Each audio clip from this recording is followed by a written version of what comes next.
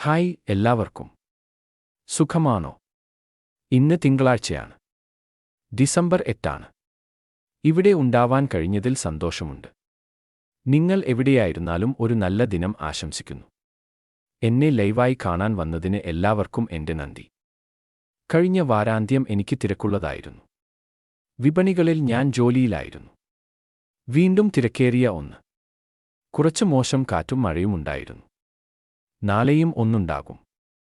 അതുകൊണ്ട് വിപണികൾ നിയന്ത്രിക്കുന്നവർ എല്ലാം അതിനെ ഒഴിവാക്കാൻ നോക്കി. നിർഭാഗ്യവശാൽ വർഷത്തിലെ ഈ സമയം ഇങ്ങനെയാണ്. ഞാൻ ക്ഷീണിതനായി തോന്നുന്നുണ്ടെങ്കിൽ അതിന്റെ കാരണം വാരാന്ത്യത്തിൽ 26 മണിക്കൂർ ജോലി ചെയ്തതിന്റെ ക്ഷീണമാണ്. കൂടാതെ ഞായറാഴ്ച സുഹൃത്തുക്കൾ ജെയിനിനെ കാണാൻ വന്നു. അവൾ അവിടെ മൂലയിലുണ്ട്. അതിനുശേഷം ഞങ്ങൾ അല്പം മദ്യപാനവും ഉണ്ടായിരുന്നു. ഞാൻ 2 സഹോദരങ്ങൾക്ക് പ്രത്യേകം നന്ദി പറയുകയാണ്. സാം, ടോബിയാസ് എന്നിവരാണ് അവർ. സ്ട്രോംമാൻ എന്നാണ് അവരുടെ കുടുംബപ്പേര്. അവർ പുതിയ ആളുകളാണ്. അവർ ക്ലാസിക്കൽ രീതിയിൽ പരിശീലനം നേടിയ ഗായകരാണ്. അവർ വിപണിയിൽ വന്ന് പാടാൻ അനുവാദം ചോദിച്ചു. അവർ അതേസമയം തത്സമയ സ്ട്രീമിംഗ് നടത്തുന്നുണ്ടായിരുന്നു. അവർ വളരെ നല്ലവരായിരുന്നു. അവർ ക്രിസ്മസ് കരോളുകൾ മാത്രമല്ല മറ്റ് ക്ലാസിക്കൽ ഗാനങ്ങളും ആലപിച്ചു. അവർ ഇന്ന് ഇവിടെ ഉണ്ടെങ്കിൽ ഞാൻ അവർക്ക് ഒരു നന്ദി പറയും. അവർ അവരുടെ ലിങ്ക് ചാറ്റ് വിഭാഗത്തിൽ പങ്കുവയ്ക്കും. അവർ വളരെ നല്ലവരായിരുന്നു, സത്യം. നിങ്ങളുടെ കണ്ണുകൾ നിറയ്ക്കുന്ന പ്രകടനം. നെസ്സൂൺ ഡോർം പോലുള്ള ഗാനങ്ങളെല്ലാം അവർ ആലപിച്ചു. ചെറുപ്പക്കാരായ ക്ലാസിക്കൽ പരിശീലനം നേടിയ ആ കുട്ടികൾ വളരെ മികച്ചവരായിരുന്നു. സ്ട്രോംമാൻ എന്നാണ് അവരുടെ കുടുംബപ്പേര്. നിങ്ങൾ ടിക്ടോക്ക് പോലുള്ള സോഷ്യൽ മീഡിയ പ്ലാറ്റ്ഫോമിൽ പോയാൽ അവരെ കണ്ടെത്താനാകും. അവർക്ക് ഇപ്പോൾ ഏകദേശം 30,000 പേർ വീതം അവരെ പിന്തുടരുന്നുണ്ട്. അവർ അവരുടെ വളർച്ചയ്ക്കായി യുകെയിൽ ഒരു യാത്രയിലാണ്. അടുത്ത വർഷം വിപണിയിൽ ഞങ്ങളോടൊപ്പം പരിപാടികൾ ചെയ്യാൻ അവരെ ക്ഷണിച്ചിട്ടുണ്ട്. അത് വലിയ കാര്യമായിരുന്നു. ഇന്ന് എനിക്ക് നിങ്ങൾക്കായി എന്താണ് ഉള്ളത്? ഓ അതെ, കഴിഞ്ഞ ദിവസത്തെ കാര്യം. ജെയിൻ പറഞ്ഞത് ശരിയാണ്. കഴിഞ്ഞ ദിവസം അവർ അവരുടെ ഫോണുകളും ടാബുകളും ഉപയോഗിച്ച് ലൈവ് സ്ട്രീമിംഗ് ചെയ്യുകയായിരുന്നു. പാടുന്നതിനിടയിൽ അവരുടെ മുൻപിൽ ഒരു കാർഡ് റീഡർ ഉണ്ടായിരുന്നു. അതിൽ കുറഞ്ഞത് 4 പൗണ്ടാണ്, അതായത് ഏകദേശം $5 നൽകേണ്ടത്. അവർ യുകെയിൽ നടത്തുന്ന ഈ യാത്രയിലെ എല്ലാ വരുമാനവും അവർ ഏത് നഗരത്തിലാണോ ഉള്ളത് അവിടുത്തെ ഭവനരഹിതർക്കുള്ള അഭയകേന്ദ്രങ്ങൾക്കാണ് നൽകുന്നത്. അത് വളരെ മഹത്തരമാണ്. ഇന്ന് രാവിലെയും ഗ്ലോസ്റ്ററിൽ ഭവനരഹിതർക്ക് വേണ്ടി പണം ശേഖരിക്കുന്ന ഒരു കൂട്ടം ആളുകളുണ്ടായിരുന്നു. ഞങ്ങൾ അതിലേക്ക് കുറച്ച് മാറ്റങ്ങൾ സംഭാവന നൽകി. അത് വളരെ നല്ലതായിരുന്നു. 20 വയസ്സിന്റെ തുടക്കത്തിലുള്ള ഈ ചെറുപ്പക്കാർ പണത്തിലൂടെ സ്വന്തം പ്രശസ്തി തേടുന്നതിന് പകരം നല്ല കാര്യങ്ങൾക്കായി എല്ലാം ജീവകാരുണ്യ പ്രവർത്തനങ്ങൾക്ക് നൽകുന്നത് കാണുമ്പോൾ സന്തോഷമുണ്ട്. നല്ല മനസ്സുള്ള ആളുകൾ യുവതലമുറയിലും ഉണ്ടെന്ന് ഇത് കാണിക്കുന്നു. അത് കാണാൻ കഴിഞ്ഞതിൽ സന്തോഷം. ടോബിയാസും സാം സ്ട്രോംമാനും നിങ്ങൾ ഇവിടെ ഉണ്ടെങ്കിൽ നിങ്ങളെ കാണാൻ കഴിഞ്ഞതിൽ സന്തോഷം. നിങ്ങളുടെ ലിങ്ക് ലഭിക്കാൻ ഞാൻ കാത്തിരിക്കുന്നു. കൂടുതൽ ആളുകൾ നിങ്ങളെ പിന്തുടരാൻ അത് സഹായകമാകും. ശരി, ഇന്ന് ഞാൻ നിങ്ങളോട് സംസാരിക്കുന്നത് അപരിചിത മേഖലകളെ കുറിച്ചാണ്. എന്തുകൊണ്ടാണ് ഞാൻ അപരിചിത മേഖലകളെ കുറിച്ച് സംസാരിക്കുന്നത്? എനിക്ക് ഒരുപാട് സന്ദേശങ്ങളും ഇമെയിലുകളും ലഭിക്കുന്നു. റെഡ്, എന്താണ് സംഭവിക്കുന്നത്? എല്ലാം നിശബ്ദമാണ്. ഞങ്ങൾ എവിടെയാണെന്ന് അറിയില്ല, ഞങ്ങൾ ആശയക്കുഴപ്പത്തിലാണ്. ഞങ്ങൾക്ക് കൂടുതൽ വിവരങ്ങൾ ലഭിക്കുന്നില്ല എന്നൊക്കെയാണ് ആ സന്ദേശങ്ങൾ. ഇതാണ് നമ്മുടെ മാറ്റത്തിന്റെ സമയം. പഴയതിൽ നിന്ന് ആഷിനൊപ്പമുള്ള വിജയത്തിലേക്കും അതുപോലെ ആഷ് നമുക്കെല്ലാവർക്കും വേണ്ടി കാണുന്ന വലിയ സ്വപ്നത്തിലേക്കും ഉള്ള മാറ്റമാണിത്. ഇത് ഒരു അപരിചിത മേഖലയാണ്. എന്താണ് ഞാൻ അതുകൊണ്ട് ഉദ്ദേശിക്കുന്നത്? ഒരു പരിധിവരെ ഇതൊരു അജ്ഞാതമാണ്. നമുക്ക് തീരെ അറിയാത്ത ഒരു കാലഘട്ടത്തിലാണ് നമ്മൾ ഇപ്പോൾ. ഒരുപാട് മാറ്റങ്ങൾ ഉണ്ടാകുന്ന ഒരു സമയമാണിത്. ഈ അജ്ഞാതത്വവും മാറ്റങ്ങളും ആളുകളിൽ അല്പം ഉത്കണ്ഠ ഉണ്ടാക്കും. ആളുകൾ അവരുടെ സുരക്ഷിത വലയത്തിൽ നിൽക്കാൻ ഇഷ്ടപ്പെടുന്നു. തങ്ങൾ എവിടെയാണെന്ന് അറിയാൻ അവർ ആഗ്രഹിക്കുന്നു. സ്വന്തം അറിവുകളും കഴിവും ഉപയോഗിച്ച് വിവരങ്ങൾ കണ്ടെത്താതെ എന്താണ് സംഭവിക്കുന്നതെന്ന് മറ്റുള്ളവർ പറഞ്ഞു കൊടുക്കാനും അവർ ആഗ്രഹിക്കുന്നു.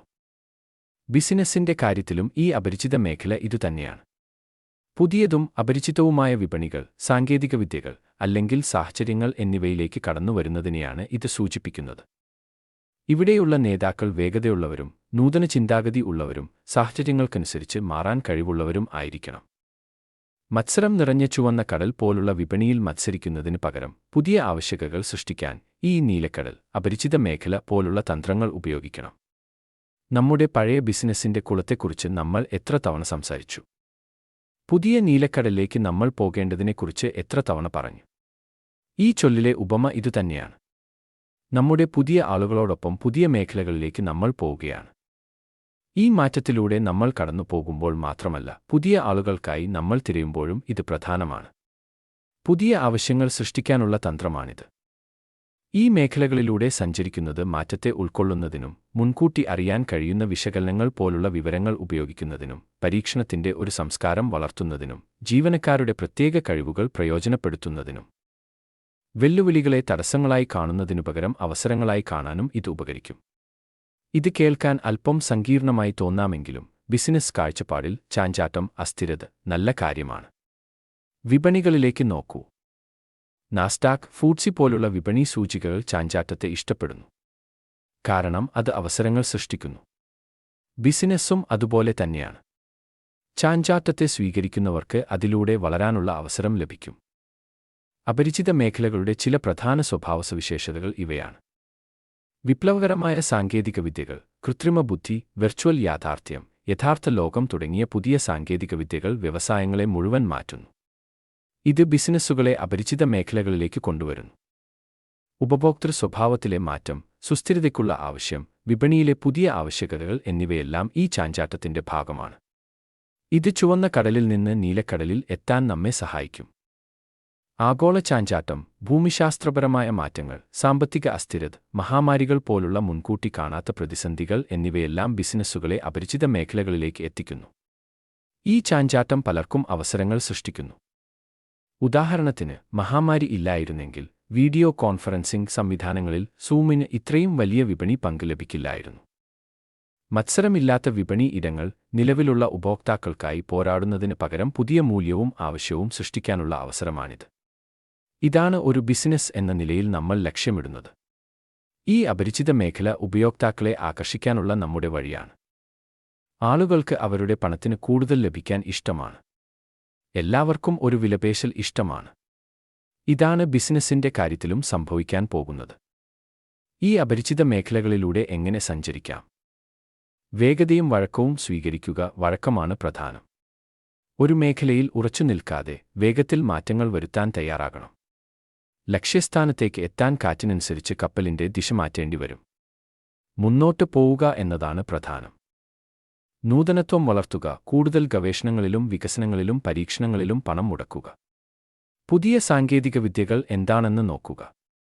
അവ നിങ്ങളുടെ ബിസിനസ്സിനായി ഉപയോഗിക്കുക. വിപണി ശ്രദ്ധിക്കുക. ഉപഭോക്താക്കളുടെ പ്രതികരണങ്ങൾ പോലുള്ള വിവരങ്ങൾ ഉപയോഗിച്ച് മാറ്റങ്ങളും പ്രവണതകളും മനസ്സിലാക്കുക. ശരിയായ ചോദ്യങ്ങൾ ചോദിച്ചാൽ ശരിയായ ഉത്തരങ്ങൾ ലഭിക്കും. ഭാവി പ്രവചിക്കുക. ഭാവി മാറ്റങ്ങൾ മുൻകൂട്ടി കാണാൻ കഴിയുന്ന വിശകലനങ്ങളും സാഹചര്യപരമായ ആസൂത്രണവും ഉപയോഗിക്കുക. ആന്തരിക കഴിവുകൾ ഉപയോഗിക്കുക. പുതിയ വിപണി ആവശ്യങ്ങൾ നിറവേറ്റുന്നതിനായി നിലവിലുള്ള കഴിവുകളും വിഭവങ്ങളും സർഗ്ഗാത്മകമായി ഉപയോഗിക്കുക. പുതിയ മാതൃകകൾ തേടുക. നിലവിലുള്ള ചുവന്ന കടലിൽ മത്സരിക്കുന്നതിന് പകരം പുതിയ നീലക്കടൽ വിപണികൾ സൃഷ്ടിക്കുന്നതിനുള്ള തന്ത്രങ്ങൾ സ്വീകരിക്കുക. സ്ഥിരോത്സാഹം വളർത്തുക. വിതരണ ശൃംഖലകൾ മുതൽ വ്യക്തിപരമായ കാര്യങ്ങൾ വരെ കൈകാര്യം ചെയ്യുന്നതിനുള്ള സംവിധാനങ്ങൾ പുനർരൂപകൽപ്പന ചെയ്യുക. സ്ഥിരോത്സാഹം ഈ അപരിചിത മേഖലയിലൂടെ മുന്നോട്ട് പോകാൻ സഹായിക്കും. ചുരുക്കത്തിൽ, ഇതൊരു നിശ്ചിത ഭൂപടത്തിൽ നിന്ന് ദൂരക്കാഴ്ചയും വിവരങ്ങളും ഉപയോഗിച്ച് ബിസിനസ് ലോകത്തെ മാറിക്കൊണ്ടിരിക്കുന്ന കടലിലൂടെ നമ്മുടെ പാത വരയ്ക്കാൻ കഴിയുന്ന ഒരു വിദഗ്ധനായ നാവികനായി മാറുന്നതിനെക്കുറിച്ചാണ്. ഇപ്പോൾ നമ്മൾ ആ അപരിചിത മേഖലകളിലാണ്. ഇത് അജ്ഞാതമാണ്. നമ്മൾ ഒരു പുതിയ മേഖലയിലേക്ക് കപ്പൽ ഓടിക്കുകയാണ്. ഇത് ഉത്കണ്ഠയും ഒപ്പം ശുഭാപ്തി വിശ്വാസവും ആവേശവും നൽകുന്നു.